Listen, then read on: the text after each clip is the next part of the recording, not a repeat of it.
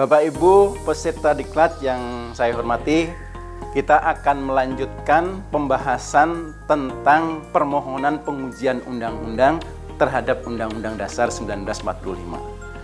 Kalau kita bicara soal permohonan, sebagaimana sudah saya sampaikan pada segmen yang pertama, permohonan ini terdiri dari setidak-tidaknya empat item yang perlu kita ketahui. Yang pertama itu soal identitas dan kewenangan. Kemudian yang kedua adalah soal kedudukan hukum. Yang ketiga adalah soal pokok permohonan. Kemudian yang terakhir adalah soal petitum atau permohonan yang diminta oleh Bapak Ibu di dalam mengajukan permohonan pengujian undang-undang terhadap Undang-Undang Dasar 1945. Lalu, bagaimana dengan permohonan itu sendiri? Karena memang di Mahkamah Konstitusi, nomenklatur yang digunakan adalah permohonan, bukan gugatan seperti halnya di dalam peradilan pada umumnya.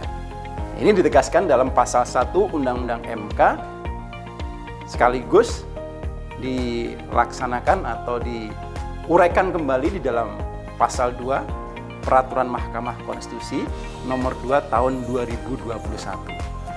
Di situ dijelaskan di dalam pengertian soal permohonan. Apa itu permohonan?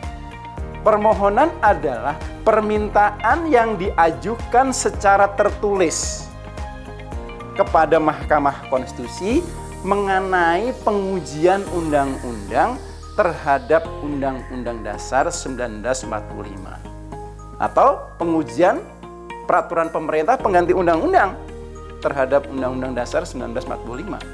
Jadi dua objek ini yang bisa diajukan ke Mahkamah Konstitusi dalam konteks pengujian undang-undang terhadap Undang-Undang Dasar 1945. Atau ini merupakan salah satu kewenangan Mahkamah Konstitusi yang ditentukan oleh Undang-Undang Dasar 1945, yaitu menguji undang-undang terhadap Undang-Undang Dasar 45. Oleh Mahkamah Konstitusi tidak hanya undang-undang berdasarkan jurisprudensi Mahkamah Konstitusi, yaitu ada peraturan pemerintah pengganti undang-undang. Nah, permohonan pengujian undang-undang atau Perpu bisa dimohonkan pengujian secara formil atau material. Artinya dua pengujian ini bisa dilakukan oleh Bapak Ibu ketika mengajukan permohonan pengujian undang-undang ke Mahkamah Konstitusi. Lalu apa sebetulnya yang dimaksud dengan pengujian material? Nah, di dalam PMK sudah dijelaskan juga. PMK tentang tata beracara di dalam permohonan pengujian undang-undang terhadap Undang-Undang Dasar 45 ini adalah pengujian yang berkenaan dengan materi muatan. Kalau penggunaan istilah materi muatan ini adalah bahasa hukum, tetapi sebetulnya isi dari sebuah undang-undang atau isi dari sebuah peraturan pemerintah pengganti undang-undang. Bisa materi muatan yang ada di dalam ayat, nah ini dirinci lagi nih, pasal, dan bahkan bagian dari undang-undang itu sendiri. Jadi di dalam undang-undang itu besarannya bisa pasal, ayat, bagian dari pasal itu sendiri. Itu bisa materi muatan atau isi yang ada dalam undang-undang atau peraturan pemerintah pengganti undang-undang yang dianggap bertentangan dengan Undang-Undang Dasar 1945. Ini dalam konteks pengujian material. Jadi isi dari undang-undang atau peraturan pemerintah pengganti undang-undang yang dalam bahasa hukumnya disebut sebagai materi muatan. Nah, lalu apa yang dimaksud dengan pengujian formil? Karena ada pengujian material, ada pengujian formil. Pengujian formil adalah pengujian yang berkenaan dengan proses pembentukan undang-undang atau Perpu yang tidak memenuhi ketentuan pembentukan undang-undang atau peraturan pemerintah pengganti undang-undang. Peraturan Mahkamah Konstitusi nomor 2 tahun 2021 yang berkaitan dengan permohonan. Nah, permohonan tentunya Bapak Ibu harus sampaikan kepada Mahkamah Konstitusi. Bagaimana proses pengajuan permohonan ini? Ya. Nah, proses pengajuan permohonan ini, ya, ini karena memang teknologi informasi juga perlu kita ikuti. Permohonan itu bisa diajukan secara langsung, artinya ke Mahkamah Konstitusi, atau Bapak Ibu bisa lakukan secara online, luring atau daring. Permohonan ini tentunya ada beberapa yang harus dipenuhi, ya, Bapak Ibu ketika menyampaikan permohonan ke Mahkamah Konstitusi, karena memang hukum acara menentukan tidak hanya permohonan yang disampaikan ke Mahkamah Konstitusi, tentunya juga beberapa berkas yang mendukung permohonan itu, ya. Seperti dari segmen di awal saya sampaikan, ketika pemohon mengajukan permohonan pengujian undang-undang ke Mahkamah Konstitusi, tidak harus sendiri, bisa diwakili oleh kuasa hukum. Tentunya harus ada surat yang menyatakan, biasa disebut dengan surat kuasa khusus, yang menyatakan mewakili Bapak Ibu sebagai prinsipal, ya. Kemudian identitas dari Bapak Ibu sebagai prinsipal itu juga perlu dilampirkan di dalam permohonan yang diajukan ke Mahkamah Konstitusi. Nah, apa ini ada istilah ADART?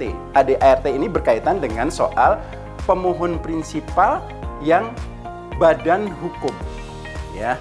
Badan hukum misalkan perseroan terbatas atau badan hukum lainnya, tentunya legalitas dari badan hukum itu ada anggaran dasar dan anggaran rumah tangga dari badan hukum tersebut. Nah, materi dalam permohonannya, nah ini Mahkamah Konstitusi juga sudah memberikan format atau sistematika permohonan. Ini dalam rangka untuk memudahkan Bapak Ibu di dalam menyusun permohonan pengujian undang-undang. Tadi di awal secara garis besar saya sampaikan, tetapi di dalam ketentuan Undang-Undang MK dan PMK lebih didetailkan. Permohonan sekurang-kurangnya memuat identitas pemohon, kemudian kewenangan mahkamah, kemudian alasan-alasan permohonan. Nah, ini harus diuraikan dengan jelas nanti di dalam sistematika alasan-alasan permohonan. Kemudian petitum. Jadi terakhir sistematika dari permohonan itu berkaitan dengan soal apa yang mau diminta oleh Bapak Ibu dalam konteks pengujian undang-undang ini, ya. Apa yang nanti akan dimohonkan kepada Mahkamah Konstitusi ketika Bapak Ibu mengajukan sebuah undang-undang untuk diuji. Nah, kemudian permohonan ini tentunya ada syarat yang harus dipenuhi oleh Bapak Ibu. Ada permohonan yang sifatnya asli begitu, yang kemudian nanti bisa di-copy, digandakan dengan beberapa copy untuk diketahui oleh stakeholder, karena memang permohonan yang sudah diregistrasi itu nanti akan diberikan kepada lembaga-lembaga terkait yang memang berkaitan dengan soal pengujian undang-undang. Nah, berkas yang menjadi satu kesatuan di dalam permohonan ini tadi, selain ada surat kuasa, kemudian ada identitas, lalu ada identitas ini juga terbagi ke dalam dua bagian, bisa KTP atau anggaran dasar, anggaran rumah tangga, yang merupakan itu identitas dari badan hukum yang akan mengajukan permohonan pengujian undang-undang. Nah, sekaligus nanti Bapak Ibu diperlukan alat bukti pendukung, karena memang itu disyaratkan oleh Undang-Undang MK maupun peraturan Mahkamah Konstitusi, ada bukti yang disertakan, ya, di dalam permohonan pengujian undang-undang terhadap Undang-Undang Dasar 1945. Nah, itu beberapa hal yang perlu Bapak Ibu ketahui tentang syarat-syarat pengajuan permohonan, dari mulai bentuk permohonannya seperti apa sampai kepada berkas pendukung di dalam melengkapi permohonan pengujian undang-undang yang Bapak Ibu sampaikan kepada Mahkamah Konstitusi. Oleh karena itu, Bapak Ibu perlu pastikan betul bagaimana kelengkapan terhadap permohonan pengujian undang-undang ini, sekaligus bukti-bukti yang akan dilampirkan di dalam permohonan dimaksud. Itu yang bisa saya sampaikan dalam segmen kali ini terkait dengan soal permohonan pengujian undang-undang terhadap Undang-Undang Dasar 1945.